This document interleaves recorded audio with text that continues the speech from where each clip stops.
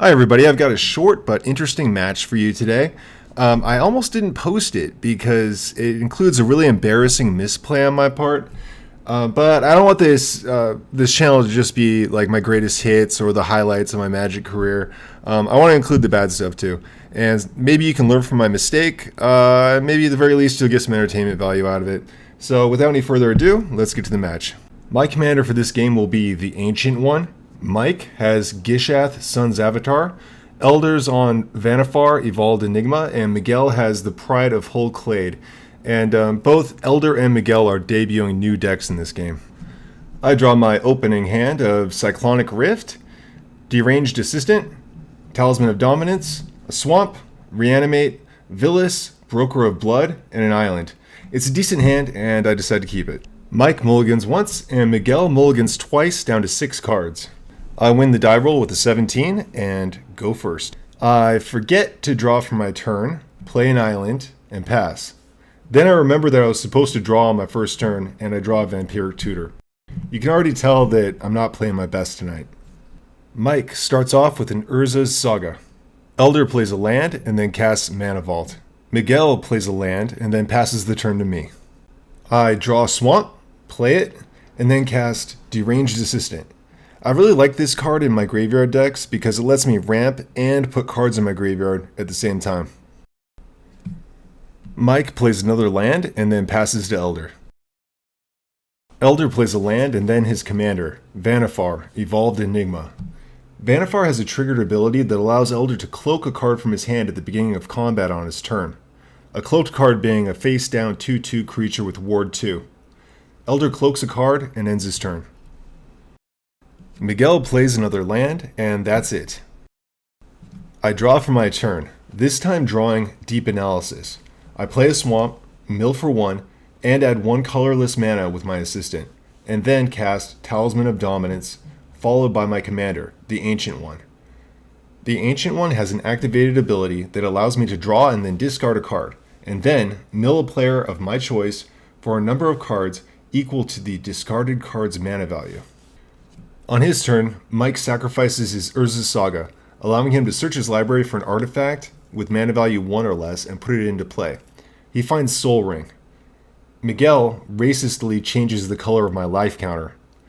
Mike plays and sacrifices Prismatic Vista to search out a basic land before passing the turn. Elder cloaks a second card, and then attacks me for 3 and Mike for 2. He plays Thassa, Deep Dwelling, which has a triggered ability that lets him blink a permanent under his control at the beginning of his end step. At the end of his turn, he uses Thassa's ability on his untapped cloaked card. He exiles it and then returns it to the battlefield as a face-up Consecrated Sphinx.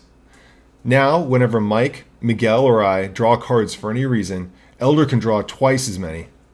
Miguel flashes out Riptide Turtle during Elder's end step.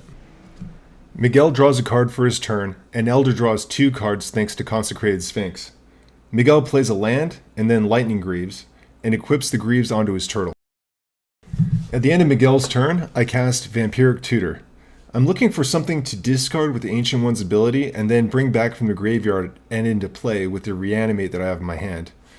My deck has some viable options, best of which is probably Cataract Leviathan, which can return all other non-land permanents to their owner's hands, resetting Elder's board and probably forcing him to discard some cards at the end of his turn. Or I could have simply gotten a Gilded Drake to try to steal his Consecrated Sphinx. Here's where I messed up. Not gentle like before, but bad.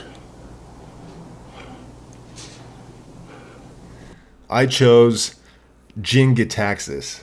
Jin-Gitaxias reduces all opponents' hand size to 0 and also allows me to draw 7 cards at the beginning of my end step. I knew this would also allow Elder to draw 14 cards at the same time thanks to the Sphinx, but I thought I might get lucky and draw a counter or 2, and if I could protect Jin-Gitaxias until the end of Elder's turn, he would have to discard his hand. We'll see how well that works out. I draw for my turn and then activate the Ancient One's ability. I draw Talion, Kindly Lord, and discard Jin-Gitaxias. I mill myself for 11, including the one from my Deranged Assistant. And there are now 10 permanent cards in my graveyard, so the Ancient One can attack and block as normal. I attack Elder for 8 with the Ancient One, and he takes it. On my second main phase, I play Reanimate on Jin-Gitaxias. I lose 10 life and put him onto the battlefield. At the end of my turn, his ability triggers and I draw 7 cards, including 3 lands, Razaketh the Foul-Blooded, Living Death, Toxic Deluge, and Mana Crypt. I then discard Razaketh, Villas, and 2 islands. Elder draws 14 cards. You got any answers for that? Just For what?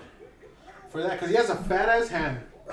All he has to do is go into his combat phase, put the omniscience down, flicker at the But end. why do you think No, I no, have no, no, no. omniscience? Hold on, hold on. Just, yeah. I'm just asking. Just asking. No, I do not. Yeah, that doesn't matter actually. Mike draws and then shows me the only ammunition he has in his hand, a deflecting swat. He plays Ripjaw Raptor and then discards his hand. At the end of Mike's turn, Elder casts Worldly Tutor. As he searches his deck, it's not obvious which stack is his library and which is his hand. Elder reveals Omniscience from his library, proving to us that it is not the cloaked card. This uncharacteristic transparency shows that he is very confident that he will win. He reveals Gilded Drake, and Mike says, "I told you so," with his eyes. Elder loses 1 life to Mana Vault and plays Mana Crypt. Mike, despairing, turns to Instagram for comfort. Elder plays Grim Monolith and a land. He then plays Gilded Drake, targeting my Jin-Gitaxias. I look at Mike's graveyard to see if I can safely play Living Death on my next turn. I see Galta and Rampaging Brontodon. I'm okay with him getting those back.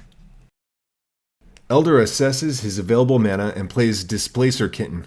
Displacer Kitten has a triggered ability that will allow Elder to blink one of his permanents whenever he casts a non-creature spell.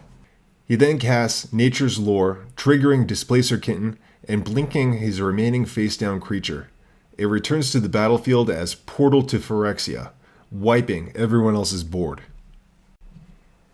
He then plays Delighted Halfling and Swiftfoot Boots, which triggers Displacer Kitten again and allows him to blink his tapped Mana Vault, returning it to the battlefield untapped. He equips Jin-Gitaxias with the boots and attacks me with all available creatures for 18. I go down to 6. Elder draws his 7 and discards down to hand size. He forgot to cloak a card from his hand this turn. Miguel plays and cracks Prismatic Vista, and then casts Wall of Stolen Identity, attempting to copy Consecrated Sphinx. Copy perks. Copy that. In response. In response to the cast. Actually, no. The wall comes down as a copy of the Sphinx with Defender. Miguel equips it with Lightning Greaves. One of his lands is Reliquary Tower, so he doesn't need to discard. I draw a Nezahal, Primal Tide, and play an island, and refrain from playing Mana Crypt for Deception. My opponents ask where my commander is, and I act disappointed like I put it in the graveyard on accident. I actually put it in my graveyard intentionally because I plan on casting the Living Death in my hand soon. I cast Cyclonic Rift on Elder's Sphinx, trying to bait him into using a counter on it. Elder casts Fierce Guardianship, which triggers his Displacer Kitten, blinking Portal to Phyrexia, which wipes the board once again. I then play Mana Crypt and cast Living Death. I ask Elder if he has another free counter, and he says he does. He plays Pact and Negation on Living Death. His Kitten triggers, and he blinks Mana Vault again. I discard my hand. Mike plays 3 visits to get himself another land. Unfortunately, that's all he can do. He loses the die roll and takes 3 damage from Mana Crypt, and then forgets to reanimate a creature with his portal. He plays the One Ring, blinks Mana Vault again, and plays Lightning Greaves, blinking Grim Monolith. He equips the Greaves to his Sphinx, and then he taps Gaia's Cradle to create 6 green mana, draws with the One Ring, and plays Sylvan Library, blinking the One Ring again. He draws another card with the One Ring, and then he casts Defense of the Heart, blinking the ring again, and then he cloaks a card at the beginning of his combat. He swings at a defenseless Miguel for 20. At the beginning of his end step, he uses Thassa's triggered ability to blink the cloaked card, which reveals it to be Ulamog, the Infinite Gyre. He draws 7 and then discards down to hand size. Miguel plays a tapped land and then plays Kenreth's Transformation targeting Displacer Kitten. Elder, in response, plays Return of the Wild Speaker, flickering the kitten and countering Miguel's spell. He draws 10 cards, and Miguel concedes.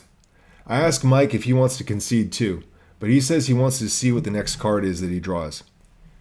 Elder interjects that he has 3 counters in his hand, which he shows us. The writing is on the wall, and we both scoop. Come on. Congratulations. I'm gonna rewrite this shit. I ain't draw shit. Yo, roll honestly, that shit, this right here, that's what killed us. Elder than this is what really killed us. Well, the thing is, it was a combination. It was a combination. His field was really set up, and that just really, nothing for us and everything for him.